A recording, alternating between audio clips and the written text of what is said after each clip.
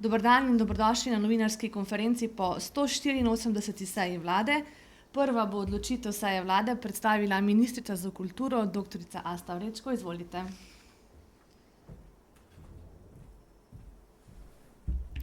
Lep pozdrav vsem. Vlada je na današnji seji sprejela nov zakon o Slovenski tiskovni agenciji. To je pravzaprav še zadnji v nizu medijskih zakonov, treh, ki smo jih že prenovili, k čemer smo se zavezali tako v koalicijski pogodbi, kot tudi na Ministrstvu za kulturo.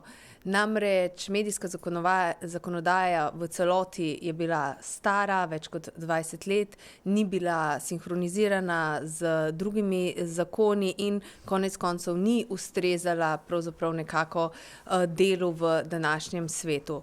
Pri STA-ju, torej Slovenski tiskovni agenciji, pa se spomnite, da je v času prejšnje vlade pod vodstvom Janeza Janše, ko je to urejal tudi Uroš Urbanija, doživel STA mnoge politične pritiske z ciljem in namenom, da se STA uniči.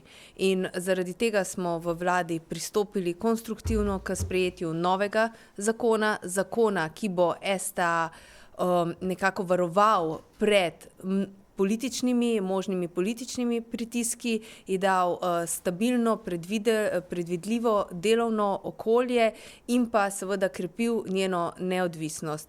Mediji, vsi mediji so tisti, ki delajo našo družbo demokratično.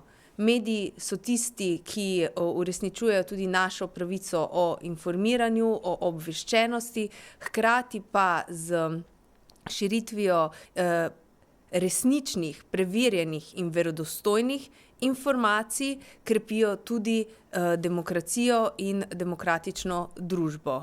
Zaradi tega smo o zakonu v STA krepili ta del neodvisnosti STA-ja, tako finančno, institucionalno neodvisnost, potem smo tudi prevetrili in posodobili tiste stvari, ki so se izkazale skozi leta, da so bile v prejšnji zakonodaji kot neustrezne, zlasti pa se je sprejela jasna razmejitev glede tržnega in pa javnega dela, nova metodologija na tem področju.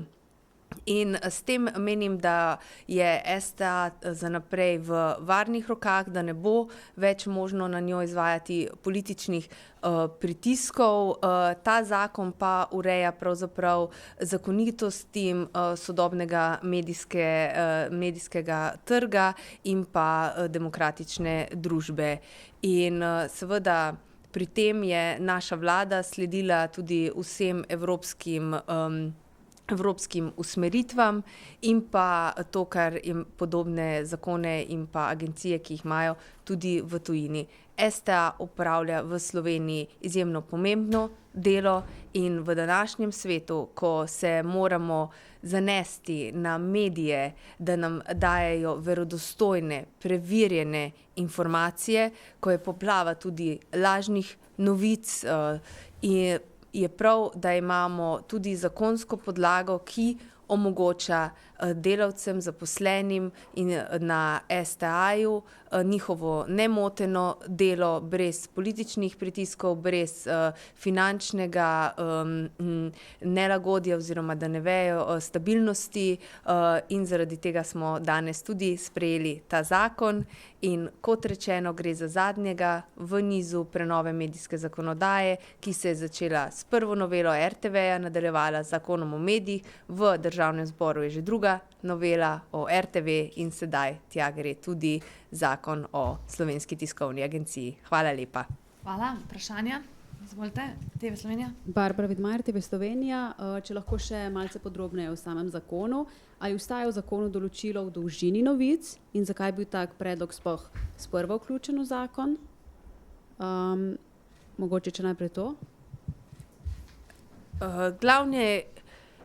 V glavnem predvsem zakonu je posvečen krepitvi avtonomije Sem na vas odgovorila, ker ste z RTV krepitvi avtonomije, STA-ja, finančne stabilnosti in pa razmejitvi, se pravi javnega in tržnega dela. Moram poudariti, da je tukaj šlo za izjemno dolgo, se vidite, obljubili smo, da bo pred koncem leta zakon sprejet, tudi je pa bilo to zelo veliko medresorskega dogovarjanja, predvsem iz vidika Ministrstva za finance in Ministrstva za kulturo, kajti gre za zelo delikatne mehanizme, tržne dejavnosti, javne dejavnosti, opredelitve, kaj je tisto, kar je javna služba, kaj je tržna, državne pomoči, in iz tega vidika so seveda se pojavili v tem času različni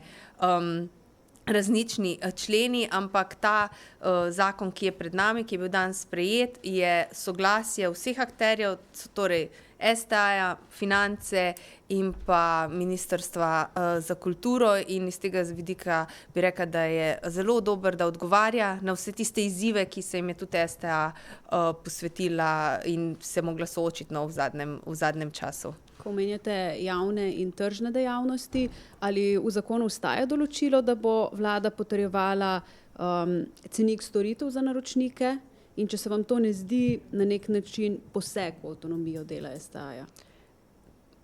Tukaj smo sledili v bistvu temu, tako kot je pri drugih tovrstnih ureditvah takih zavodov, se pravi agencij in pa gospodarskih družb. Zdaj, tu smo dali, kot rečeno, noter, tudi v dogovoru z Ministrstvom za finance.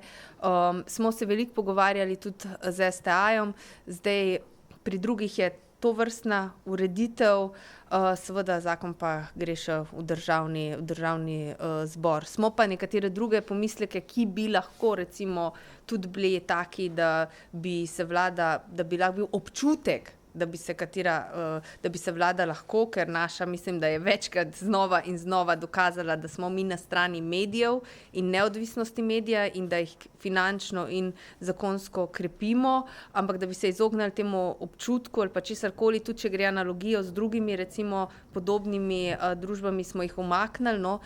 En ta del je ostal, ker gre pač v resnici za analogijo, no. Samo zaradi tega. Druga smo pa dali vse ven. Dobro, pa še če ostaja določba o skrajšanju mandata direktorja STA na 4 leta? Ja, to pa mislim, da obstaja, ja. Spet, da je ureditev enaka.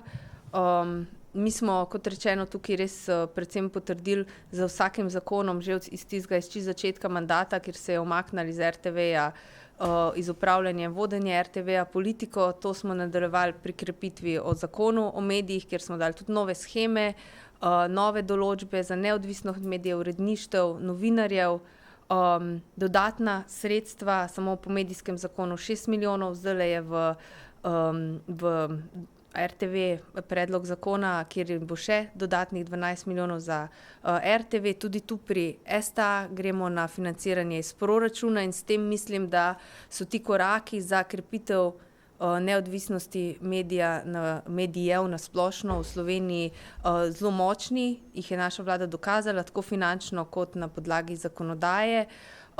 In tukaj smo se naših intenc kar držali in jih tudi, bi rekla, finančno presegli. Mislim, da je ta zakon STA še en odločen korak v to smer. Še kdo? Ja, STA, izvolite. Ja. Ali ste se zdaj za končno verzijo tudi odločili, da notri ostane odločilo o 10-letni presoji na vsakih 10 let o potrebnosti STA in upravljanju njene javne službe? To smo v končnem dogovoru tudi na vladi smo lahko dali ven. Smo zbrisali, tako da te določbe ni več notri, tako da je brez. To je 6. člen. Pa prej ne vem, če sem preslišala določilo o omejevanju dolžine novic. To zdaj, če prav razumemo, tudi ni več v zakonu. Ne. Hvala lepa. Hvala. Hvala, ministrica, in lep dan. Zdaj pa se nam bo pridružil minister Aleksander Jevšek, ki bo predstavil drugo pomembno odločitev, sprejeto na seji vlade. Tako da ga kar vabim za govorniški oder. Izvolite, minister Jevšek. Hvala lepa. Vlada je sprejela predlog zakona o razvojnem prestrukturiranju Savinjsko-Šaleške premogovne regije, ki je namenjen omilitvi posledic postopnega izstopa iz premoga v Savinjsko-Šaleški premogovni regiji. S tem zakonom želimo zagotoviti, da pri prehodu na nizkoogljično in trajnostno gospodarstvo in družbo nihče ne bo ostal pozabljen ali potisnjen v ozadje. Zakon Saša regiji prinaša ukrep razvojnega prestrukturiranja. 10-letni program razvojnega prestrukturiranja Saša premogovne regije na področju gospodarstva, energetike, okolja in socialne kohezivnosti. Strateške projekte trajnostnega razvoja, prenova sistema daljinskega ogrevanja Šaleške doline, preureditev energetske lokacije TEŠ na obnovljive vire energije, strateški projekt Dolina zagonskih in hitro rastočih podjetij in ohranitev delovanja Muzeja premogovništva Slovenije ter razvoj kulturnega in kreativnega sektorja. Sredstva za izvajanje tega zakona se v obdobju 2026-2035 zagotavljajo iz programa Evropske kohezijske politike, iz državnega proračuna v okviru finančnih načrtov pristojnih ministrstev ter iz proračunov občin Saša premogovne regije v višini 282 milijonov 225 tisoč evrov. Pri pripravi zakona smo upoštevali obstoječo zakonodajo, ki je povezana z postopnim zapiranjem premogovnika Velenje. Ukrepi se dopolnjujejo s tistimi v zakonu o postopnem zapiranju premogovnika Velenje, v predpisih o prehodnem financiranju pospešenega in pravičnega izstopa iz premoga in v območnem načrtu pravičnega prehoda Saša premogovne regije, ki je odobren s strani Evropske komisije kot sestavni del programa Evropske kohezijske politike. Posebej bi rad poudaril, da je prestrukturiranje Saša regije že nekaj časa intenzivno poteka, in sicer z evropskimi kohezijskimi sredstvi Sklada za pravični prehod, ki je bil ustanovljen zato, da premogovnim regijam pomagamo vstopiti v novo obdobje, v obdobje zelenih tehnologij, nizkoogljične proizvodnje in energetske učinkovitosti. V regiji se že izvajajo številni projekti, podprti z evropskimi kohezijskimi sredstvi, od severnega dela 3. razvojne osi, izgradnje ekonomsko-poslovne infrastrukture, inkubatorjev, do preobrazbe daljinskega ogrevanja Šaleške doline in drugih manjših projektov. Trenutno je v regijo že usmerjeno približno 190 milijonov evrov evropskih in nacionalnih sredstev. Hvala lepa. Novinarska vprašanja? Nobenega? Esta? Ne. Ok, minister, najlepša hvala. Hvala, Srečno. srečno. Zdaj pa še tretji sogovornik, to je obrambni minister Borut Sajovic, ki bo predstavil pomembno kadrovsko odločitev na današnji seji vlade iz njegovega resorja. Minister Sajovic, izvolite. Prijazen dober dan. Hvala lepa za vašo udeležbo. Danes je vlada po točko kadrovskih zadev soglasno razrešila general polkovnika Roberta Glavaša s funkcije 9. načelnika v zgodovini naše samostojne države. Jaz izkoriščam priliko in se načelniku zahvaljujem za izjemno delo v dobro varnosti in odpornosti v tej državi, in pa ni zanemarljiv podatek, da je on opravil najdaljši mandat med vsemi načelniki, več kot 5 let, kar se mi zdi pomembno za stabilnost te države. Tako da še enkrat iskrena hvala. Razlog upokojitve je pa seveda in razrešitve je pa zakon o obrambi in pa dopolnjena ustrezna starost, v kateri se morajo naši uniformirani pripadniki in pripadnice upokojiti. V naslednji točki pa smo soglasno imenovali brigadirja magistra Boštjana Močnika, poveljnika sil Slovenske vojske, za novega 10. načelnika v Slovenski vojski. Gre za enega od najmlajših brigadirjev, ki ima pa izjemno znanje in pa izkušnje tako doma v svetu in pa tujini, kot poveljnik sil Slovenske vojske uživa izjemen ugled, je izjemen poznavalec in pa voditelj tistega temeljnega stebra v naši Slovenski vojski, za katerega si želim kot minister, da se v prihodnjih letih še nadgradi, in prepričan sem, da bo ob izjemnih sodelavcih, ki jih ima, kos zagotovo tudi tej nalogi v dobro večji varnosti v tej državi, ker gre za mladega, a zrelega človeka z veliko teoretičnega znanja in pa mednarodnih izkušenj. Sem prepričan, da bo poleg voditeljskih sposobnosti, ki jih ima, znal v dobro te države, te domovine nagovoriti tudi mlade, ki v zadnjih letih izjemno uspešno krepijo in pa jačajo naš sistem. Hvala. Evo, Esta. Pozdravljeni. Zdaj, kar se glede imena tiče, ste se morda o tem pred imenovanjem tudi kaj posvetovali z vrhovno poveljnico vojaških sil v Sloveniji, predsednico republike, in ali ste z njo tudi govorili o tem, kdaj in če bo gospoda Močnika, ki je zdaj brigadir, povišala v višji čin generalmajorja?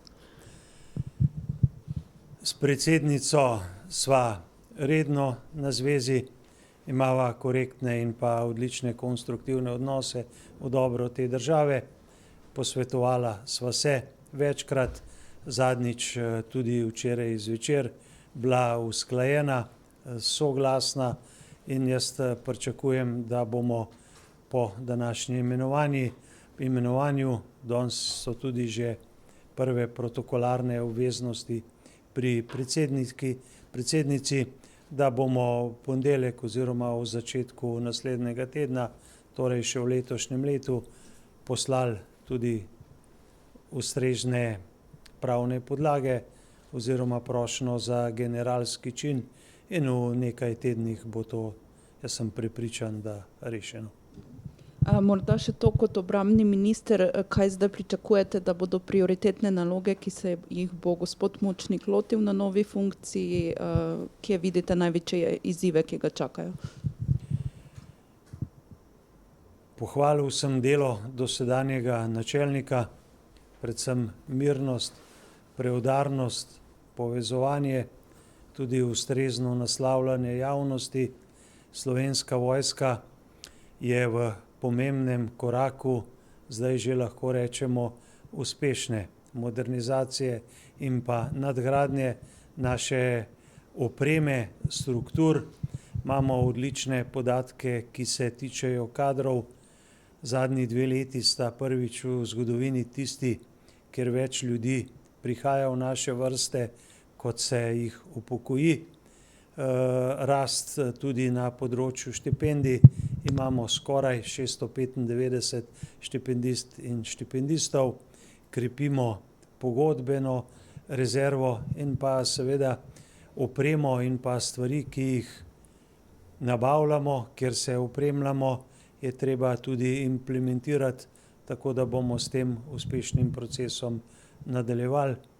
Bo pa, se pravim, zahtevno tudi na mednarodnem parketu.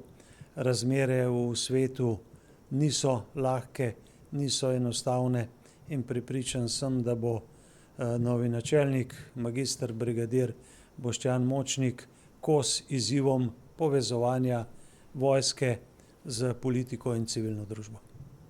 Barbara Widmajer. Mogoče še za gospoda Močnika ste rekli, da je mlad, a zrel. Kaj je na koncu tisto bilo, kar je pretehtalo, da ste se odločili prav zanj? Kadar se sistem modernizira in raste, je vedno treba pogledati na najmočnejši steber in pa temelj. In od organiziranih struktur je to Slovenska vojska. On je zdaj bil poveljnik sil Slovenske vojske, procesi so uspešno začeti, treba je držati tempo in jih nadgrajevati, in ga ni boljšega poznavalca teh sistemov, teh stvari, ki jih moramo še nadgraditi, okrepiti, kot pa nekdo, ki se je s temi problemi soočal tudi do sedaj. Omenili ste kar nekaj prioritetnih nalog, katero bi pa rekli izmed vseh teh naštetih, da bo najtežje, recimo najtrši oreh? Vse stvari so take, da jim bomo ob dialogu, sodelovanju, povezavi, predvsem pa ob slovenski enotnosti zagotovo kos. Še kakšno vprašanje? Če ne, zaključujemo novinarsko konferenco in hvala vsem. Nasvidenja. Hvala lepa, uspešen dan še naprej.